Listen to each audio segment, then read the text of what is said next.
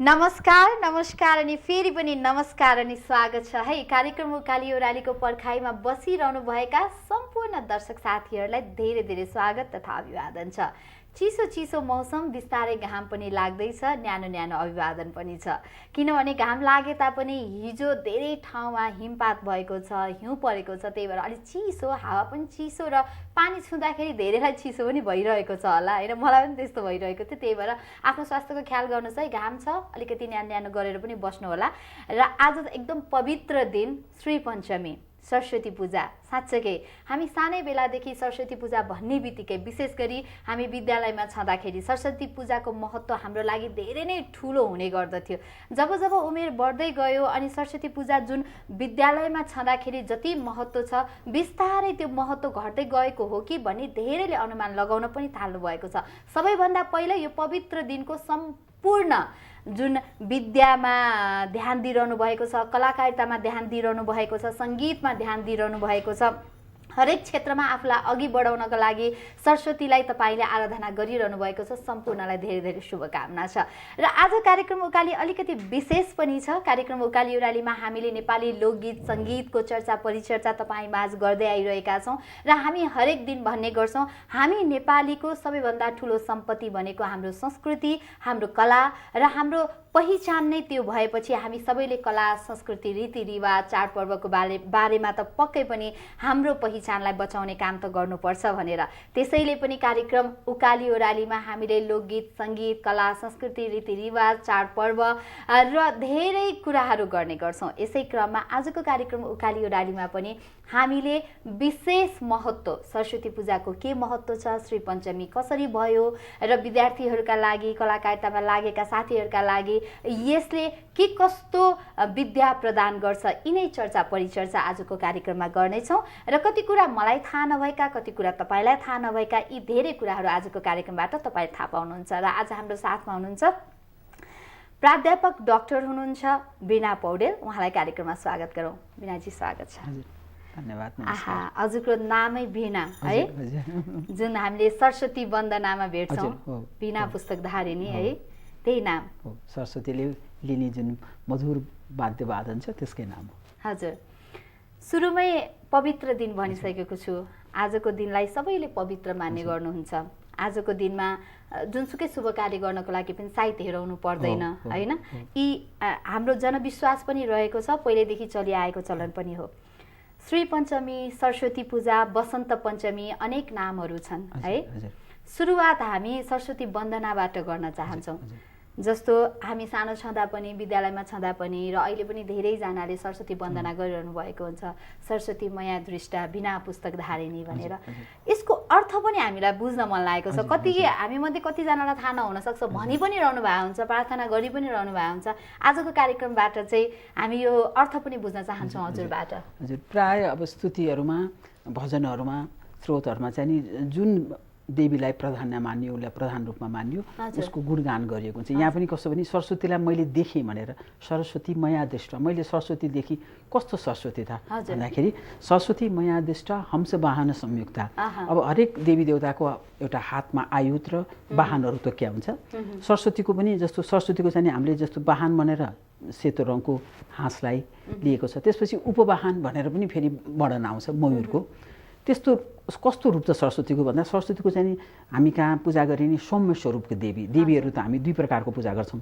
एउटा रौद्र स्वरूपको एकदम डरलाग्दा देवीहरू जसलाई बलि पनि चढाइन्छ, जो चाहिँ नि युद्ध क्षेत्रमा जाने र युद्ध क्षेत्रमा दानवहरूको संहार गर्न लड्ने, त्यस्ता चाहिँ नि एकदम रौद्र स्वरूपका देवीहरू भए, कालीहरू। अनि सरस्वती भनेको चाहिँ एकदम सौम्य स्वरूप। सौम्य पनि कतिसम्म सौम्य भने रूप हेर्दा नै आनन्द आउने, सबै सेतो, लगाएको वस्त्र पनि सेतो, त्यसपछि सँगै बसेको हाँस पनि सेतो, कमलको फुल पनि सेतो, र उहाँलाई अर्पण गर्ने चिजहरू सेते तिलको लड्डु, सेते पकवानहरू, सबै चिज सेतो। सेतो भनेको चाहिँ एउटा शान्तिको प्रतीक पनि रहेछ।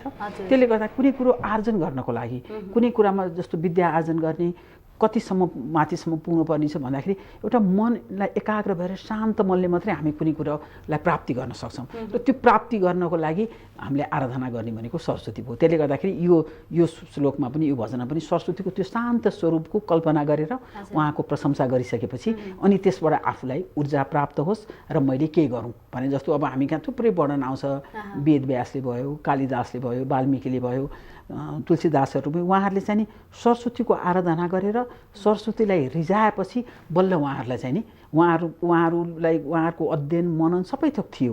तर त्यसो हुँदाहुँदै पनि उहाँहरूबाट एउटा उत्कृष्ट कृति निस्किन नसकेको अवस्थामा जब सरस्वतीको कृपा भयो, उहाँहरूले जब सरस्वतीको आराधना गर्नुभयो, त्यसपछि उहाँहरूको लेखनीले लेखेको चिज चाहिँ नि अहिले विश्वमा सर्वोत्कृष्ट भयो भन्ने मानिन्छ। त्यही भएर वेदव्यासको अब महाभारतदेखि लिएर यता वाल्मीकि रामायण होस् अथवा कालिदासका रघुवंशहरू सबै कुरा गर्दाखेरि उहाँहरू चाहिँ नि सरस्वतीका पुत्र भन्नुको कारण चाहिँ नि सरस्वतीलाई प्रसन्न पारेको र यस्तो श्लोकहरूमा पनि सरस्वतीलाई त्यही हिसाबले अब थरीका थुप्रै छन्।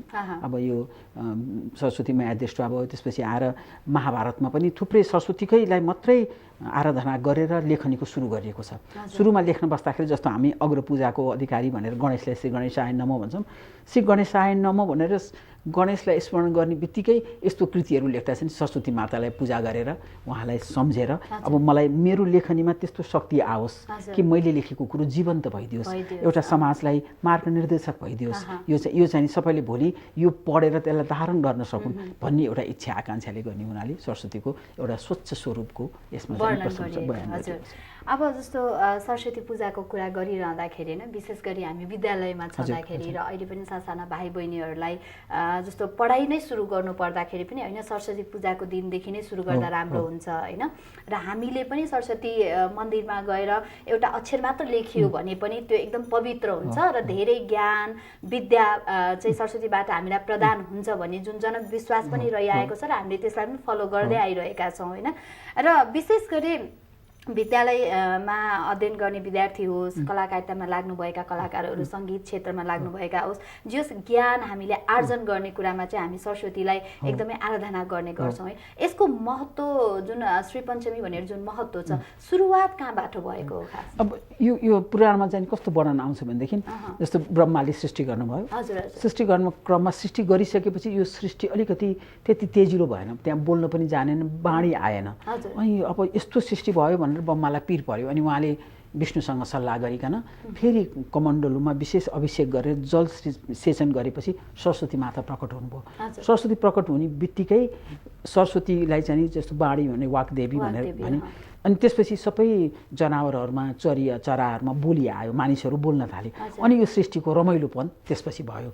अनि त्यसले गर्दाखेरि आजको दिनमा जन्मेको भनेर सरस्वतीलाई त्यसरी पनि मानिएको छ वाग्देवी। हुन त हामीले सरस्वतीको क्रम खोज्दै गयौँ भनेदेखि वैदिक समयमा सुरुमा हेऱ्यौँ भने सरस्वती नदीको रूपमा छिन्। सरस्वती नदी भनेर वर्णन आउँछ। सरस्वती नदीमा सभ्यताहरू विकसित भएका छन्। आर्यहरूको प्राचीन सभ्यताको खोजी गऱ्यौँ भनेदेखि नदीको किनारमा हुन त संसारको सबै सभ्यता नदीहरूकै किनारमा विकसित भएका छन्। यो सरस्वती नदीको किनारमा चाहिँ आर्यहरूको प्राचीन सभ्यता भएको हुनाले त्यो नदीलाई उनीहरूले यति श्रद्धा गरे, यति सम्मान गरे कि यसले गर्दा हामी जीवन्त छौँ भनेपछि त्यो सरस्वती नदी बिस्तारै पछि आएर वाग्देवी र विद्याकी देवी भएर सरस्वतीको रूपमा रूपान्तरित भयो। पहिलो नदीको रूपमा सुरुवात भएर र अहिले चाहिँ विद्याकी देवी भनेर शिवको लागि हामीले जस्तो समृद्धिको लागि अब एउटा अक्षर ज्ञानको मात्रै होइन कि कुनै पनि शिव जान्नको लागि कुनै पनि जान्नको लागि आफूले त्यो चाहिँ नि दर्शाउनको लागि सरस्वतीलाई प्रसन्न पार्नुपर्ने भनेर त्यसरी नदीबाट जीवन दिने नदी बहिन, त्यसपछि नदीबाट क्रमशः विद्याकी देवी वाग्देवी विद्याकी देवी भएर आज हामीले पूजा गरिने सरस्वती भनेको चाहिँ नि जसरी भनौँ न अब अन्यत्र पनि सबै ठाउँमा गरिन्छ तर विद्यालयमा अलिक विशेष हिसाबले सुरुको अवस्थामा चाहिँ नि अब हुन त अध्ययन भनेको क्रम त कहिले पनि नसिद्धिने क्रम हो। यो त अथाह विशेष हो। जिन्दगीभरि हामीले हरेक पल पाइला पाइलामा हरेक के न के चिज सिकिराखेका हुन्छौँ, जान्न खोजिराखेका हुन्छौँ, जान्न खोज्नु पनि पर्ने हुन्छ। तर विद्यालयको जुन एउटा पढाइ निश्चित पढाइ 10सम्म 12सम्म अथवा एउटा निश्चित जुन छ त्यो अवधिको पढाइको अवसरलाई चाहिँ अझ बढी त्यसलाई लिने हुनाले हामीले अहिले आजको दिन पनि विभिन्न विद्यालयहरूमा सरस्वतीको विशेष पूजा गरिने, विद्यार्थीहरूलाई विशेष कार्यक्रमहरू गर्ने अनि त्यसलाई फेरि अर्को उनीहरूको जस्तो भनौँ न अब एक हिसाबले भर्नाहरू गर्ने त्यो कार्य पनि आज सुरु गरेर धेरै ठाउँमा निःशुल्क भर्ना गर्ने त्यस्तो चलन पनि चल्दै आइराखेका छन्, तर बढी चाहिँ नि यो विद्यालयहरूमै देखिन्छ। हजुरले हामीले यो कुरा गरिरहँदा हामीले विद्यालयमा जस्तो विद्यार्थीहरूको कुरा गऱ्यौँ होइन, अक्षर सुरुवातका दिनहरूमा चाहिँ अक्षर सुरु चाहिँ अब सरस्वती पूजाको दिनमा गऱ्यो भने राम्रो हुन्छ भन्ने कुरा गर्दा अघि मैले पवित्र दिनको कुरा गरिरहँदा आज विशेष गरी विवाह वर्तमानहरू पनि आजको दिनमा गऱ्यो भने सायद हेर्नु पर्दैन भन्ने एउटा जनविश्वास रहिआएको छ। यो कारण चाहिँ के होला? यसमा चाहिँ दुईटा पक्ष जोडिएको छ। एउटा चाहिँ नि यो सरस्वती पूजाको पक्ष भयो र यो चाहिँ नि एकदम पवित्र दिन मान्ने सरस्वती जन्मेको दिन भएको हुनाले, किनभने यो प्राणीहरूमा जुन सञ्चार उहाँले गरिदिनु भएको त्यसबाट। दोस्रो चाहिँ नि ऋतुको प्रसङ्गमा वसन्त ऋतुहरू त विभिन्न छन्, ती ऋतुहरूमध्ये वसन्त ऋतुलाई चाहिँ नि ऋतुहरूको राजा मान्ने चलन छ। आजैबाट नवजीवन हामीले अधिकांश बोट बिरुवामा हेऱ्यौँ भने पुरानो पात खसेर नयाँ पालुवाहरू आउने यो वसन्त ऋतु चाहिँ सबभन्दा राम्रो मानिन्छ। र वसन्त ऋतु भनेको चाहिँ नि कस्तो मानिन्छ भने त्यो दिनमा आजको दिनमा धेरै कुराहरू गर्नुपर्ने, जस्तो प्राणीहरूलाई अब हामीले विद्याको कुरो गऱ्यौँ, हामीलाई त सबै चिज चाहिएको छ, घर गृहस्थीमा प्रेमको पनि कुरा चाहिएको हुन्छ। र आजको दिन भनेको चाहिँ नि सरस्वतीसँगै नियमले पूजा गर्नेहरूले जस्तो अब सेतो वस्त्रमा कसैले विभिन्न फलफुलद्वारा, कसैले गेडागुडीद्वारा अथवा अक्षताद्वारा त्यहाँ चाहिँ सटोकोट बनाएर विभिन्न धानको जौको बालाहरू राखेर गणेशलाई पनि राखेर त्यहाँ पूजा गरिन्छ। त्यो भनेको चाहिँ नि त्यो धान जौहरू राखेको चाहिँ वसन्त ऋतुलाई पूजा गर्छ। वसन्तलाई पूजा गर्ने बेलामा चाहिँ नि फेरि त्यसका प्रमुख देवता, त्यसका स्वामी भनेर मान्नेका चाहिँ नि कामदेव हुन्। कामदेव र उनको पत्नी रति दुईटालाई आह्वान गरिन्छ।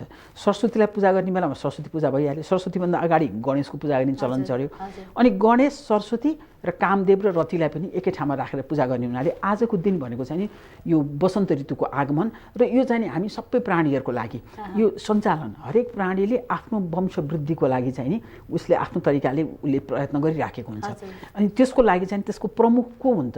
मानिस सबै कुरो त्यागेर सबै सन्यासी भएर बस्यो भने त फेरि बर्बाद हुन्छ भनेर त्यसका देवता चाहिँ कामदेवलाई मानिएको छ। होइन, त्यसले गर्दा आजको दिन चाहिँ नि सरस्वती पूजा सँगसँगै कामदेवलाई पनि पूजा गरिन्छ। अनि आजको दिन पवित्र मान्नको अर्को कारण चाहिँ नि यो दिन यस्तो दिन हो कि जुन दिनको हाम्रो गर्ने संस्कारहरू पनि अरू चिजहरू आज जे गर्न पनि सायद कुनै पनि सायद हेर्न पर्दैन। संस्कारको लागि पनि अरू चिजहरू पनि मानिसहरूले कुनै घर निर्माणको लागि जग्गा जमिनहरू किन्ने प्रसङ्गमा अथवा भूमि पूजा गर्ने प्रसङ्गमा, अब वास्तु पुरुषलाई पूजा गर्ने प्रसङ्गमा आजको दिन गऱ्यो भनेदेखि त्यो चाहिँ नि सबै कुरा शुभ भएर जाने, कतै पनि नआउने भन्ने चाहिँ एउटा विश्वास छ। त्यो चाहिँ आज पनि गरिराखेका छन्। र फेरि संस्कारमा हाम्रो जस्तो विभिन्न संस्कार 16 संस्कारहरूमध्ये नाक कान छेड्ने पनि एउटा संस्कार हुन्छ, अनि त्यो अरूको दिन पनि गरिने चलन छ, तर आजको दिन गर्नेलाई चाहिँ विशेष मानिन्छ। होइन, त्यो कर्णभेट संस्कार पनि बालबच्चालाई गरिने पनि अथवा कसैको बाल अवस्थामा गरेन भने ठुलो भइसकेपछि पनि गर्ने बेलामा चाहिँ आजको दिनलाई चाहिँ नि त्यो राम्रो मानिने, त्यो चाहिँ वेदरको हिसाबले पनि भयो।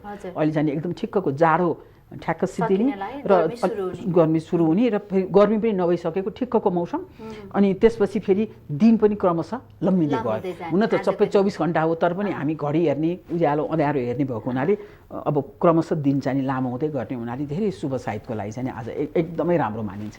र मेरो व्यक्तिगत हिसाबले पनि भन्नुपर्दा र कति दर्शकहरूलाई पनि आजको दिनको बारेमा जस्तो हामीले सरस्वती पूजा भनिरहेका छौँ, जस्तो अहिले हजुरले भन्नुभयो जस्तै गरेर अब कामदेवको पनि पूजा गर्ने भनेर त मलाई पनि भर्खर थाहा हुँदैछ। होइन, कति कुरा हामीलाई थाहा नहुन सक्छ, त्यो धेरै कारणहरूले गर्दा चाहिँ आजको दिनमा सायद हेर्नु नपर्ने रहेछ भन्ने कुरा पनि थाहा भयो हामीलाई। अनि श्रवणै गर्ने, वसन्त श्रवण भन्छन्। आजको एउटा अर्को महत्त्वपूर्ण पक्ष भनेको चाहिँ नि हामी कहाँ हरेक महिनाको पहिलो दिन अथवा विशेष दिनहरूमा त्यो जानेको व्यक्ति पण्डितहरूले त्यसको महिमा बताउने। जस्तो आज हामीले सरस्वतीको महिमा अब हामी त 365 दिनै पढिराख्नुपर्छ, तर आजको दिन चाहिँ कमसेकम सरस्वतीलाई सम्झेर वन्दना गरेर आफ्नो आफ्नो तौर तरिकाले वन्दना गरेर त्यो उनलाई आह्वान गरेर आफूमा ममा विशेष स्फूर्ति आओस्, विशेष शक्ति आओस्, विशेष ज्ञान फुरोस्, पढेको कुरो ममा स्मरण होस् भनेर उहाँलाई आह्वान गर्छौँ नि। त्यसै गरिकन यो वसन्त ऋतुको महिमा कस्तो हो त भने वसन्त श्रवण गर्ने भनेर हामी कहाँ पहिलादेखिको चलन छ। र नेपालमा पनि जस्तो भनौँ सुरुमा पनि अहिलेसम्म आजसम्म पनि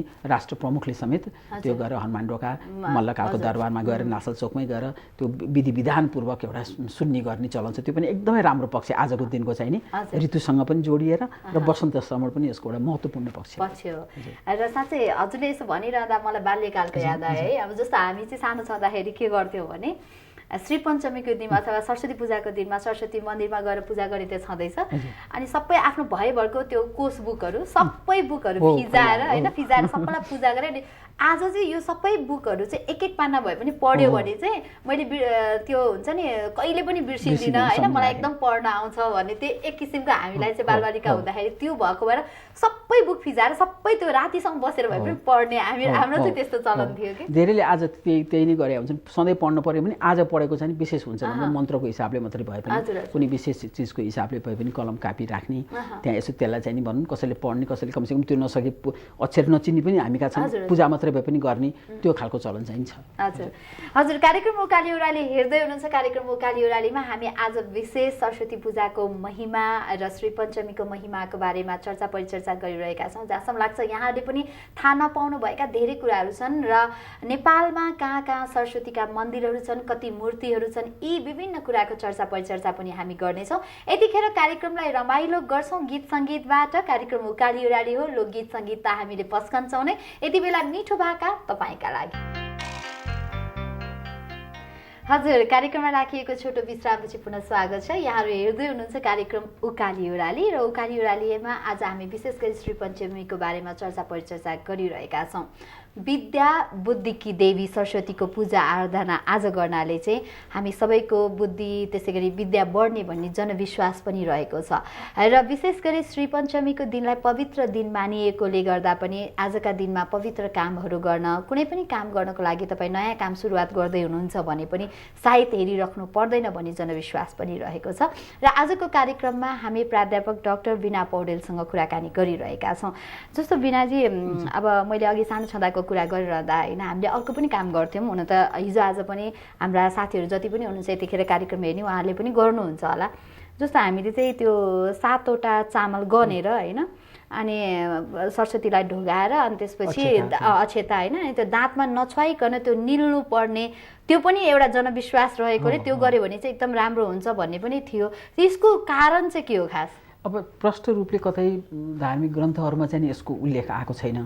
तर मलाई चाहिँ साङ्केतिक हिसाबले के लाग्छ भने एउटा चाहिँ नि सप्तसिन्धु भनेर जसरी हामीले गोदावरी सरस्वती नदीहरूको कुरा गऱ्यौँ 7वटा प्रमुख नदीहरू तिनीहरूको 7वटा सङ्ख्या भएको हुनाले यो त समयअनुसार नामहरू परिवर्तन आउने कर्मकाण्डहरू त्यो चिजहरू परिवर्तित हुँदै आउँदो रहेछ। त्यो हिसाबले पनि लिएको हुनसक्छ। र अर्को चाहिँ के भनेदेखि कुनै पनि चिज गर्ने जस्तो सरस्वतीको कुनै विद्या आराधना गर्ने हामीले कुनै कुरा प्राप्त गर्ने भनेको चाहिँ कस्तो रहेछ भने केही चिज त्यसमा लागेर गर्नुपर्ने एउटा तपस्याको एउटा विभिन्न क्रम। तपस्या भनेको कुनै चिजमा लागिराख्ने त्यसमा अनि यो पनि एउटा त्यो सिकाउनुको लागि पनि सायद त्यो दुईवटा कुरा यसमा जोडिएको हुनुपर्छ। तर यही हो भनेर चाहिँ नि त्यो हिसाबको चाहिँ नि मैले आफूले हेर्दा चाहिँ अहिलेसम्म खुलेको छैन है।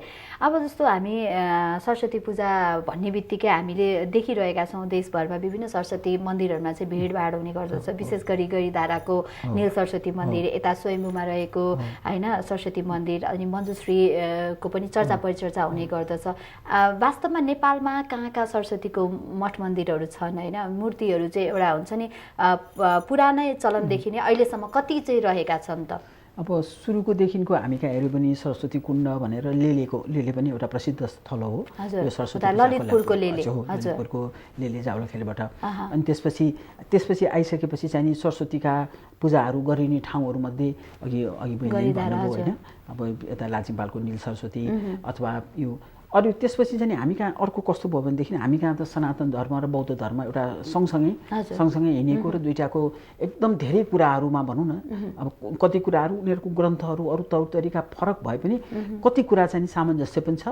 र धार्मिक सहिष्णुता नेपाल विश्वमै एउटा धार्मिक सहिष्णुताको लागि उदाहरण दिने देश हो। हामीलाई त्यो आफू कहाँ भइराख्यो भने हामीले सामान्य ठाल्छौँ होइन। यो हाम्रो रिलिजियस टलरेन्स भनेको चाहिँ हाम्रो सोसाइटीको एउटा विशेषता हो। अब एउटै धर्म मान्नेहरूको पनि जस्तो क्याथोलिक प्रोटेस्टेन्टको कुरा गऱ्यौँ भने दुईवटा चर्च हुनसक्छ होइन। इस्लाम धर्मावलम्बीहरूको सिया सुन्नीको दुईवटा मस्जिदहरू फरक छन्। तर हामी कहाँ जब कि हिन्दू धर्म र बौद्ध धर्म भनेको त्यो दुईवटा फरक धारका हुन्। तर ती दुईटै धर्मावलम्बीहरूले कुनै एउटा निश्चित मठ मन्दिरमा जाने एउटै मूर्तिलाई चाहिँ नि उनीहरूले मञ्जुश्रीको रूपमा पूजा गर्ने। मञ्जुश्री भनेको पनि ज्ञान दिने अन्धकार हटाउने भनेर त्यो रूपका मूर्तिहरू छन् उनको, हजुर। त्यसरी मान्यता पाएको।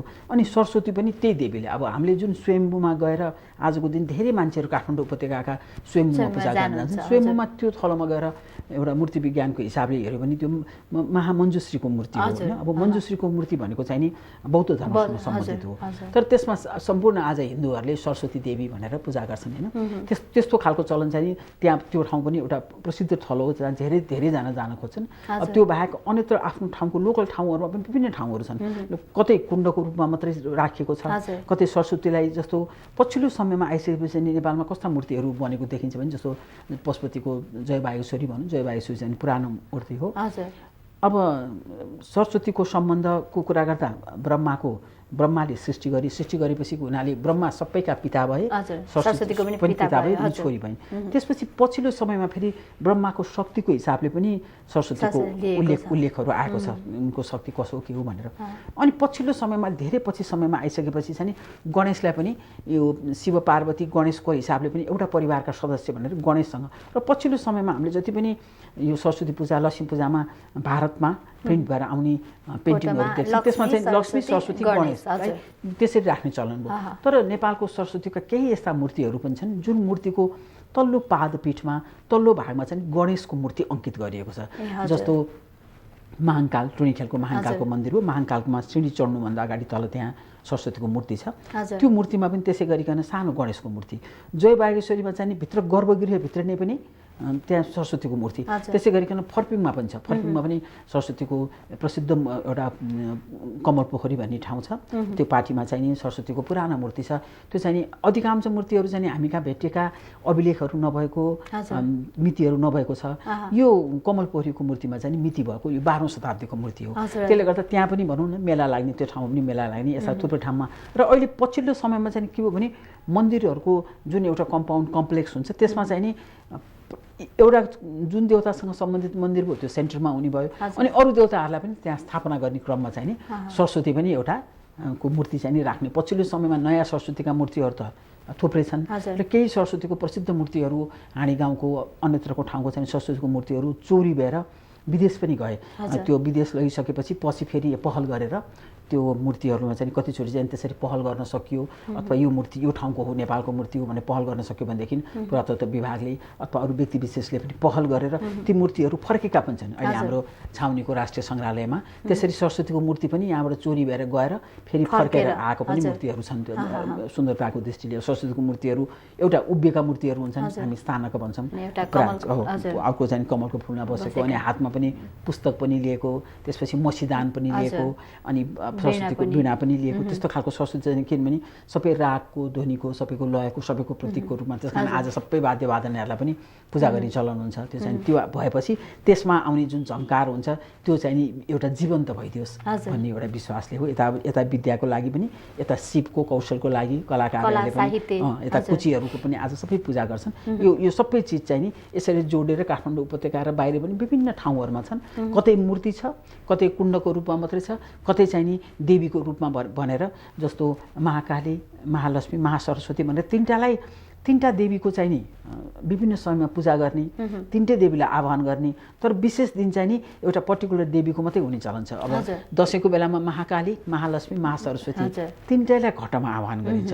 तर दसैँमा चाहिँ नि विशेष गरेर महाकाली लाई बढी पूजा गरिन्छ, सरस्वती र लक्ष्मीलाई आह्वान गरे पनि त्यो दिन त्यो सँगै राखेर आह्वान चाहिँ गरिन्छ। अब आज पनि त्यसै गरिकन जस्तो महालक्ष्मी भन्नु, आज लक्ष्मीको पनि पूजा गर्ने चलन हुन्छ, महालक्ष्मी, महासरस्वती, महाकाली भने आह्वान गर्छन्। तर आज चाहिँ फेरि सरस्वतीको विशेष पूजा, यसै गरेर तीनटै देवीले संयुक्त रूपमा आह्वान गरे पनि पर्टिकुलर दिन चाहिँ कसको लागि छुट्याइएको छ भनेर आजको दिन चाहिँ सरस्वतीको लागि नै भनेर यसरी पूजा गर्ने चलन छ। हजुर, जस्तो हजुरले भन्नुभयो जस्तै नेपालका विभिन्न ठाउँहरूमा कुण्डको हिसाबले पनि छन्, मूर्तिको हिसाबले पनि छन् होइन, एउटा मन्दिर स्थापना भएको हिसाबले पनि छन्, तर पनि यति नै छ है भनेर आख्यान चाहिँ अहिलेसम्म गर्न सकिएको छ। सरस्वतीको मूर्तिहरू सङ्ख्याको हिसाबले हेऱ्यौँ भने हामी कहाँ थोरै नै हो। अनि अर्को थरीको सरस्वतीको मूर्ति यो भनौँ सरस्वतीको एकल मूर्ति बाहेक सरस्वतीलाई चाहिँ नि विष्णुसँग पनि, यता ब्रह्मसँग पनि जोडियो, विष्णुको पनि, लक्ष्मी र सरस्वती पनि उनको शक्ति।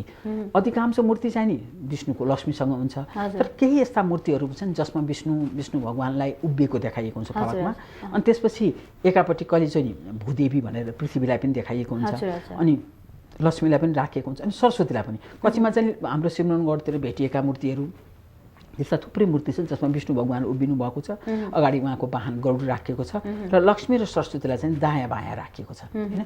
अब सङ्ख्या यति नै भन्ने चाहिँ छैन, तर थुप्रो जसरी जस्तो भनौँ गणेशका थुप्रै मूर्तिहरू छन्, शिवलिङ्गहरू होइन, सादा शिवलिङ्ग, मुख शिवलिङ्ग थुप्रै छन्, उमा महेश्वरको जति मूर्ति छन् त्यो सङ्ख्याको विष्णुको हिसाबले चाहिँ सरस्वतीको मूर्तिहरू थोरै। हजुर, कार्यक्रममा हामीले कहाँनिर के छ भन्ने कुरा पनि थाहा पाइसक्यो। जस्तो मैले टुटी खेलमा दर्शन गर्न गइरहन्थेँ, मलाई नै थाहा थिएन होइन। जस्तो हजुरले त्यो महाकाल मन्दिर चढ्नुभन्दा अगाडि चाहिँ तलपट्टि सरस्वती अनि गणेशसँगै है कति कुरा आज हामीले थाहा पाइरहेका छौँ, जहाँसम्म लाग्छ तपाईँले पनि थाहा पाइरहनु भएको छ होइन। हामी सरस्वती पूजा गर्छौँ, सरस्वतीको महिमाको बारेमा चर्चा परिचर्चा किन गरिरहेका छौँ भने हामीले धेरै कुरा जान्न बाँकी नै छ। किनभने हामी विद्याकी देवी अनि बुद्धि प्रदान गर्ने देवी भनेर पूजा आजा त गरिरहेका हुन्छौँ, तर त्यसको महत्त्व के छ त भन्ने कुरा पनि अझै बुझ्नु जरुरी छ। तपाईँलाई कसैले सोध्यो भने पनि ओहो यस्तो रहेछ भन्ने त तपाईँले पनि जवाफ दिन सक्नुहुन्छ नि। त्यही भएर पनि आज कार्यक्रममा चर्चा परिचर्चा गरिरहेका छौँ र विशेष गरी सरस्वतीको आराधना पनि गरिरहेका छौँ। यतिखेर कार्यक्रममा पालो भएको छ विश्रामको, विश्रामपछि हामी आउनेछौँ।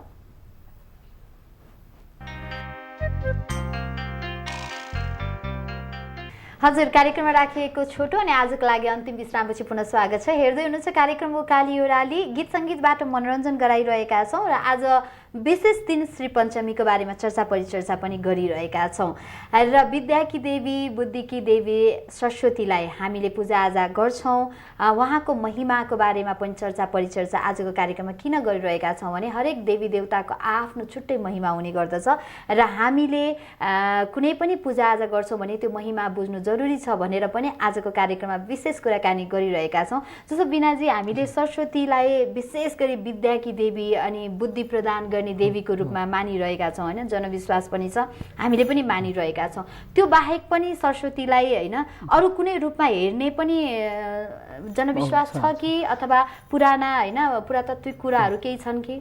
जस्तो तान्त्रिकहरूले पनि एउटा चाहिँ सरस्वतीलाई तारा देवी भनेर उनीहरूले त्यो तन्त्रको विभिन्न साधना गर्दा पूजा गर्ने चलन रहेछ। र नेपालको क्रममा चाहिँ के देखिन्छ भनेदेखि शाह राजा रणबहादुर शाहले चाहिँ नि यो अपशकुनहरू गिद्धहरू आकाशमा देख्यो भनेदेखि चाहिँ नि नराम्रो हुन्छ भनेर उनको श्रीमती बिरामी भएको बेलामा, कान्तिवती बिरामी भएको बेलामा त्यो सबै गिद्धहरूलाई मार्न लागेको प्रसङ्ग आउँछ। यो चाहिँ नि पछि यो त्रिरत्न सौन्दर्य गाथामा त्यो कुराहरू परेको छन् त्यो गीतमा। अनि त्यो मार्न लागिसकेपछि अब त्यो जमिनमा खसिसकेपछि तिनीहरूलाई त व्यवस्थापन गर्नु पर्यो अनि जलाउँदा चाहिँ जाउला खेलमा सबै गिद्धहरूलाई त्यहाँ जलाइयो। अनि त्यसपछि अब त्यो जलाइसकेपछि त्यो मान्छे त हिँड्ने बाटो त्यहाँ सानो बाटो भएको हुनाले के भने त्यो त मसान घाट जस्तो भयो। अब त्यहाँबाट मान्छेहरू हिँड्न डरायो। अब के गर्ने त, यो ठाउँबाट मान्छेलाई हिँड्न पर्ने आवश्यक छ, बाटो छ।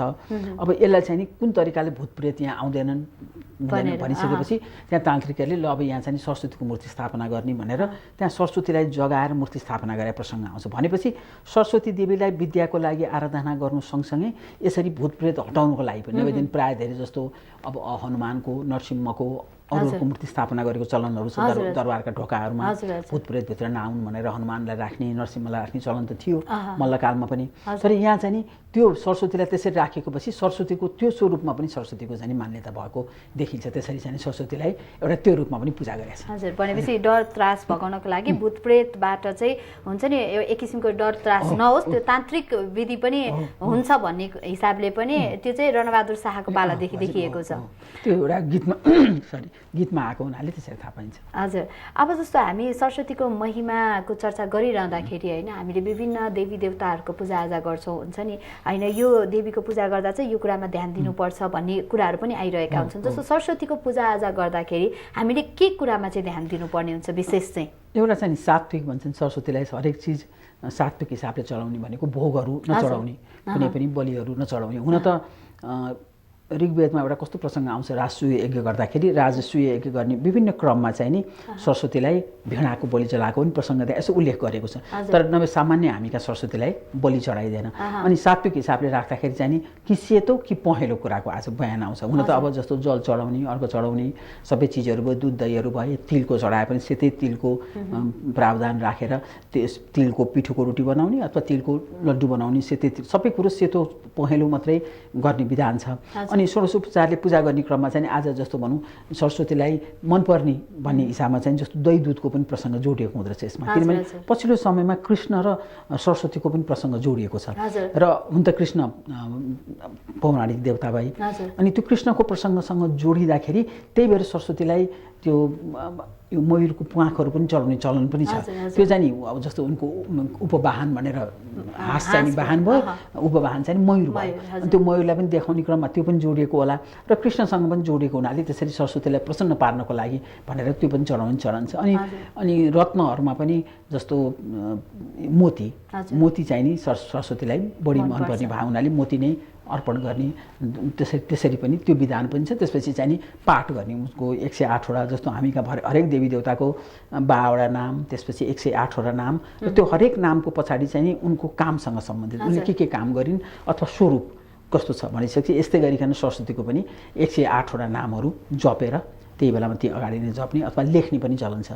अनि जस्तो यो मूर्तिकलामा मूर्ति विकसित हुनुभन्दा अगाडि सुरुमा त हामीले त मूर्ति बनाउन जानेको थिएन। वैदिक समयमा त प्रकृति पूजा गर्ने र यज्ञ प्रधान धर्म थियो। अब जब मूर्ति बनाउन जाने मूर्तिभन्दा अघिल्लो फेज चाहिँ नि चिन्हहरू मात्रै बनाउने, सिम्बोलिक मात्रै वर्सिप गर्ने चलन थियो। जस्तो कतै कमलको फुल बनाएर, कतै देवीको लागि भनेर, प्रकृति र पुरुषको लागि षट्कोणहरू बनाएर त्यस्तो गर्ने। त्यस कारण सरस्वतीको पनि गर्दाखेरि चिन्ह मात्रै बनाएर मूर्ति नबनाइकन मूर्ति बनाउनुभन्दा पहिलो क्रमको चाहिँ आज पनि पूजा गर्दा त्यही भएर कपडाहरू ओछ्याएर सरस्वतीको हिसाबले एउटा चिन्ह मात्रै कमलको फुल मात्रै बनाउने अथवा वीणा मात्रै सरस्वतीले हातमा लिएर बनाउने त्यस्तो खालको सिम्बोलिक वर्सिप र चिन्हको रूपमा मात्रै पनि गर्ने र अर्पण गर्ने चलन। त्यो पहिला मूर्ति विकसित नहुँदाखेरिको कुराहरू है, त्यही भएर पनि अहिलेसम्म त्यो चलन चल्दै आइरहेको। हजुर, कार्यक्रम उकाली ओह्राली हेर्दै हुनुहुन्छ। अन्य कुराकानी हामी अझै पनि निरन्तरता दिने नै छौँ। यतिखेर भने कार्यक्रममा पालो भएको छ गीत सङ्गीतको, त्यसपछि फेरि पनि आउनेछौँ। ओहो, गीत सङ्गीततिर जाने बेला भयो भने फेरि हाम्रो बिना म्यामसँग कुराकानी गर्छौँ भनेको त समय यति छिटो चलेछ कि आज म आफै नै छक्क परेको छु। कुराकानी अझै सकिएको छैन। बिना म्याम आज यहाँले आएर हामीलाई सरस्वतीको महिमा होइन, सरस्वतीको पूजाको बारेमा धेरै जानकारी दिनुभयो। कति कुरा हामीलाई थाहा नै थिएन होइन। जस्तो मैले भने हामी टुडिखेलमा महाकालको दर्शन गर्न जान्छौँ, त्यहाँ पनि भराङ मुनि सरस्वती त्यहाँको मूर्तिको अर्कै महिमा रहेछ। जस्तो गणेश पनि त्यहाँ सँगै भएको होइन, त्यो पनि धेरै ठाउँमा नभएर कुनै कुनै ठाउँमा मात्र भएको यहाँले जानकारी दिनुभयो। जस्तो कामदेवको सरस्वतीसँगै यता कामदेवको पूजा गर्ने कुराहरू पनि हामीलाई थाहा थिएन, धेरै कुराको जानकारी गराउनु भयो। व्यस्त हुनुहुन्छ तर पनि कार्यक्रममा आइदिनु भयो, यसको लागि यहाँलाई हृदयदेखि नै धन्यवाद छ। मलाई पनि आफ्नो कुरो भन्ने मौका दिनुभयो, म पनि आभार व्यक्त गर्छु। धन्यवाद। हजुर, धेरै धेरै धन्यवाद। र अब पनि कार्यक्रमबाट हामीले बिदा माग्नुपर्छ। आज विशेष गरी सरस्वतीको पूजाको बारेमा, सरस्वती महिमाको बारेमा कार्यक्रममा हामीले परिचर्चा गऱ्यौँ र कार्यक्रमको सुरुवातमै हामीले भनिसकेका छौँ कला संस्कृति चाडपर्व रीतिरिवाज हाम्रा परम्पराहरूलाई हामी सबै मिलेर जोगाउनुपर्छ। त्यसको महिमाको बारेमा पनि हामीले जानकारी लिँदै हामीले हाम्रा पुराना कुराहरूलाई कहिले पनि छोड्नु हुँदैन, बिस्तारै अघि बढ्नुपर्छ भन्ने उद्देश्य हाम्रो हो। र कार्यक्रम उकाली ओह्रालीमा आज हामीले जे जति कुराकानी गऱ्यौँ तपाईँलाई कस्तो लाग्यो, तपाईँले पक्कै पनि हामीलाई आफ्नो सल्लाह सुझाव दिन सक्नुहुन्छ। आजको लागि कार्यक्रम हेरेर साथ दिनुभयो तपाईँ सम्पूर्णलाई हृदयदेखि नै धन्यवाद दिँदै पुनः एकपटक सरस्वती पूजाको धेरै धेरै शुभकामना व्यक्त गर्दै कार्यक्रमबाट म पनि बिदा चाहन्छु। नमस्कार।